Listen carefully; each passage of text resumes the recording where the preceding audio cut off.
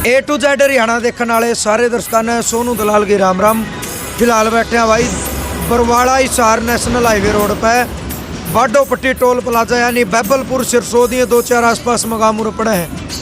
और पीछे एक बार बैनर पर घूमा दिखाई दे स्पेशल आज ही प्रोग्राम था जो आंदोलन चल रहा है, जो धरने चल रहे हैं टोल प्लाजा पे। गणेश शंकर विद्यार्थी यानी भाई इनका बारे में ज़्यादा जानकारी नहीं है, जानकारी इन्हें पर लेवांगे पूछांगे। और सबसे पहला तो इनका तहे दिल से धन्यवाद करा भाई, जितने रिपोर्टर साथी हैं सब ने बुलाएगा, बड़ा बढ़िया मान सम्मान जो इन्हें करा उनके लिए इनका धन्यवाद। एक बार सबने राम राम जी। राम राम भाई। ठीक हो? ठीक है भाई। भाई साहब आपका क्या नाम है? प्रदीप साहन भाई, गांव खेतड़। हाँ। आज का यूके प्रोग्राम था, के बारे में थोड़ा बताओ आप। ये प्रोग्राम था जो अपने पत्रकार है सारे, ये हमारे प्रयाग से। हाँ, उत्तर प्रदेश। हाँ। और तो किस उसमें इनका क्या प्रोग्राम आज का? देखिए, वैसे तो आज़ादी के दौरान जो तमाम सेनानी लड़ रहे थे अपनी आज़ादी के लिए, उसमें एक ये पत्रकार भी था। और ये केवल पत्रकार भी नहीं था, ये एक समाज सुधारक भी था साथ के साथ। और प्रगतिशील विचारों का हम कह सकते हैं पत्रकार था। और मानवीय मूल्यों को की रक्षा करते हुए इन्होंने काफ़ी संघर्ष उस दौरान किया था। और मोम लिंचिंग हुई थी 25 मार्च 1931 को। उस टाइम काफ़ी उस जात पात धर्म का जो जहर है उस टाइम अंग्रेज़ों के द्वारा फैलाया गया था, आपस में झगड़े हो रहे थे। उस दौरान ये किसी एक परिवार की रक्षा करते उसको छोड़ के जब वापस घर पर आ रहा था, उस दौरान सांप्रदायिक लोगों ने उसकी हत्या कर दी गई थी। तो शंकर विद्यार्थी की 1931 में 1931 25 मार्च 1931 को। और उसने वो लेखक भी था। और उसने शेख चिल्ली, आप सभी ने सुना भी होगा, शेख चिल्ली की जितनी कहानियाँ लिखी हुई है वो गणेश शंकर विद्यार्थी के द्वारा ही लिखी गई है। और पूरी दुनिया में आज उसकी हम देखते हैं शेख चिल्ली की जो कहानियाँ हैं, उसके हरियाणवी नाटक भी आए हुए हैं। तो हम कह सकते हैं कि एक कर्मठ, निष्ठावान और वीर जो गति तो हम नहीं कह सकते, हम कह सकेंगे उसके एक जो बलिदान दिवस आज है उसके उपलक्ष्य में हम एक आज ये कार्यक्रम किया है। उसको याद करते हुए उसके जो मूल्य थे, उसने क्या काम किया, उसको याद करते हुए आज हम उसका पुण्यतिथि मना रहे हैं। आपके बारे में सुना गया पैदल टिकरी बॉर्डर गए थे 80 पे। हाँ बिल्कुल, जो सही। मैं गाँव राजली से हूँ, ऋषिकेश मेरा नाम है। और शहीद यादगार किसान मजदूर पदयात्रा 80 की लाल सड़क से निकली थी। और भारी संख्या में मजदूर और किसान 23 मार्च को भगत सिंह के और राजगुरु सुखदेव की जो शहादत दिवस थे और टिकरी बॉर्डर पर बनाने का संयुक्त मोर्चे ने जो फैसला लिया था, वहीं पर सब हम पैदल यात्रा गए थे।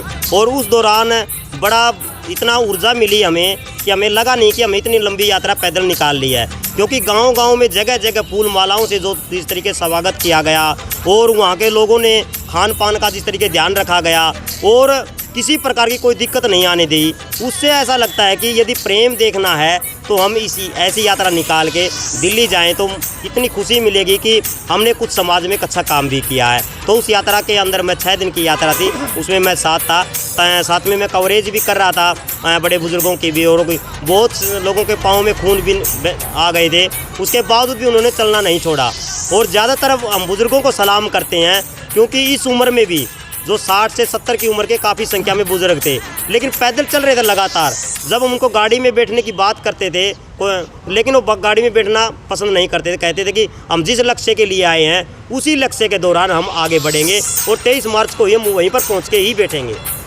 तो 4 महीने हो गए जी, कल 26 तारीख हो जाएगी। तो आपका मानना क्या है आंदोलन के बारे में? देखिए, ये आंदोलन जो है ना, लंबा आंदोलन चलेगा और लंबा चले भी हो गया इसको, क्योंकि ये जो पहले जो हमारी जो लड़ाई थी, जो आज़ादी के लिए जो हमारे क्रांतिकारी लड़े थे, जिन्होंने हम आज़ादी दिलाई थी हमें, तो ये दूसरी आज़ादी की लड़ाई है। वही स्थिति है, वही पोजीशन है। आप अगर इतिहास को ध्यान से खरीदोगे, ध्यान से देखोगे तो वही स्थिति है आज भी। आप जैसे क्रांतिकारी पत्रकार है, जैसे गणेश शंकर विद्यार्थी जी उस समय के क्रांतिकारी पत्रकार हुआ करते थे।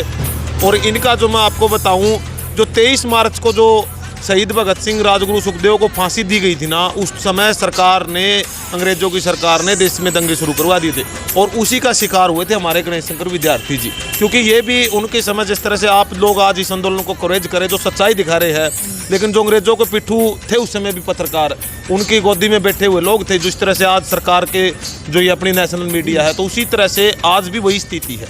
तो उसी स्थिति में मैंने आज आप लोग रिपोर्टिंग कर रहे हो, इसीलिए हमने आपको याद किया कि आपने भी इस आंदोलन के अंदर इस आंदोलन को खड़ा करने में अहम भूमिका निभाई है। तो उस समय गणेश शंकर विद्यार्थी जी आज़ादी का जो आंदोलन चला हुआ था उसमें महत्वपूर्ण भूमिका में थे। तो ताऊ जी राम राम, आप भी आ गए जो थोड़ा। पद यात्रा में थे। अच्छा, पद यात्रा में थे। बताओ ताऊ जी, क्या नाम आपका? मेरा नाम सतवीर सिंह बड़ौदा है, दौलतपुर गांव से। आपके मानो 4 महीने हो गए आंदोलन है, किसान अड़ रहे हैं कि कानून वापसी नहीं, घर वापसी नहीं, सरकार कह रही है कानून वापस नहीं होंगे, समाधान क्या दिक्कत? समाधान तो ये थोड़ा लंबा चलेगा। समाधान इसका बहुत ही बढ़िया रिजल्ट आएगा। जितना ये लंबा जाएगा उतना ही मिठास बन के रिजल्ट आएगा इसका। और इसमें कोई दो राय नहीं है कि हम किसान मजदूर आज 36 बिरादरी हम इकट्ठे हैं और पैदल मार्च में भी 36 बिरादरी हमारे साथ थी। तो हमें पूरा यकीन है जो 1857 की पहली आज़ादी की लड़ाई थी ना, वो ही लड़ाई आज चल रही है। कोई बात नहीं, टाइम लंबा लग जाएगा, लेकिन उसका मज़ा जो सरदार भगत सिंह के सपने थे ना, वो चाहता था कौन सी आज़ादी, वो आज़ादी इस देश में आने वाली है, इसमें कोई दो राय नहीं है। क्योंकि फसल कटाई का टाइम बिल्कुल ऊपर हाथ। कोई दिक्कत नहीं है, फसल भी कटाई होगी, वो दाने भी निकालेंगे, सारा काम होगा, इसमें कोई दिक्कत आने वाली नहीं है। हमने हर गांव में अपना हिसाब किताब से पॉलिसी बना ली है। 10 आदमी जाएंगे, 10 वापस आ जाएंगे। अब काम ज़्यादा बढ़ेगा तो 10 बुड्ढे छोड़ देंगे वहाँ। हमने हमारा वहाँ डेरा उठाना नहीं है कि कितना टाइम लग जाए, कोई दिक्कत नहीं।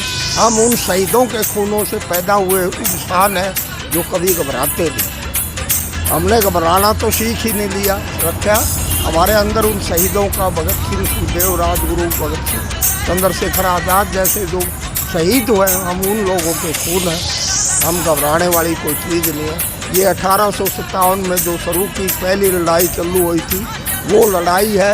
और जो भगत सिंह कह के गए थे कि भाई हमें कौन सी आज़ादी चाहिए, वो आज़ादी हम प्राप्त करके रहेंगे, चाहे टाइम कितना भी लग जाए, कोई दिक्कत नहीं है। एक हमारे ये हरियाणा सरकार में खट्टर साहब बिल लेके आए हैं कि वे जो प्रॉपर्टी कोई आंदोलनकारी खराब करेगा उसका भुगतान वो करेगा।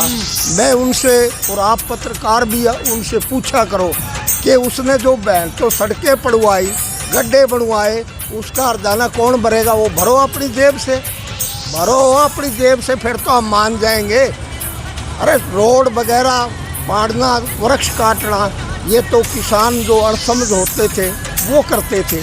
आज ये सरकार उस काम को खुद कर रही है, उसका हर्जाना भर के दिखाओ सीएम, आप जवाब लो उससे। आप हमारे तो कोई बात कर दे नहीं, जो मैं और पत्रकार है जो बात करते हैं वो हमें तो इतनी कैश जिस तरह मारा पर गए मारते तो एमएलए के पीए वो भी बात नहीं करते, पता नहीं तो डर रहे हैं। मेरा नहीं कि मैं और बातें नहीं करते। बढ़िया जो आदमी है जो अपने पेट की हक लाल की जो रोटी खाता है उससे ये डरते हैं। तो ये समझ लो कि ये आंदोलन क्या निकालने वाला है। यह आंदोलन बहुत ही बढ़िया और बहुत ही अच्छी विचारों वाले बंदों की मदद के लिए तैयार हो रहा है। तो भाई एक नौजवान साथी अपने साथ बैठे। तो भाई साहब आपके मानो 4 महीने हो गए, खड़े तक ये आज चीज चलती रहेगी, सरकार भी अड़ेगा, किसान भी अड़ेगा।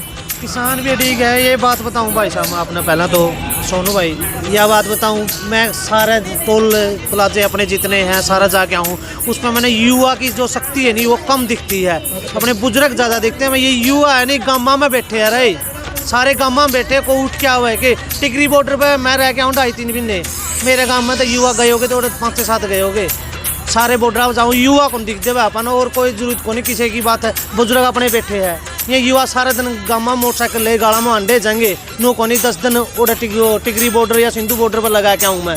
ठीक है, मैं एक ऐसा हूँ मैं जो मेरे गांव से लिख रहे हैं, मैं 5-10 जने हैं जो युवा है वो है, और कोई कुछ गांव से देख लो, इधर देख ले कितने गांव लगते हैं, यहाँ आते हैं नौजवान साथी, कोई नहीं आता यहाँ पे। मेरी तो एक के अपील है भाई, ये मोटरसाइकिल छोड़ दो और ये ताश बैठका में ताश खेलने ओके पीने छोड़ दो। एडको से ओके को नहीं, एडको से ताश को नहीं, ऐड आए के बेरा पटेगा उनका भाई। ऐड हम युवा, हाँ युवा शक्ति साथ होगी तो जब बुजुर्ग है।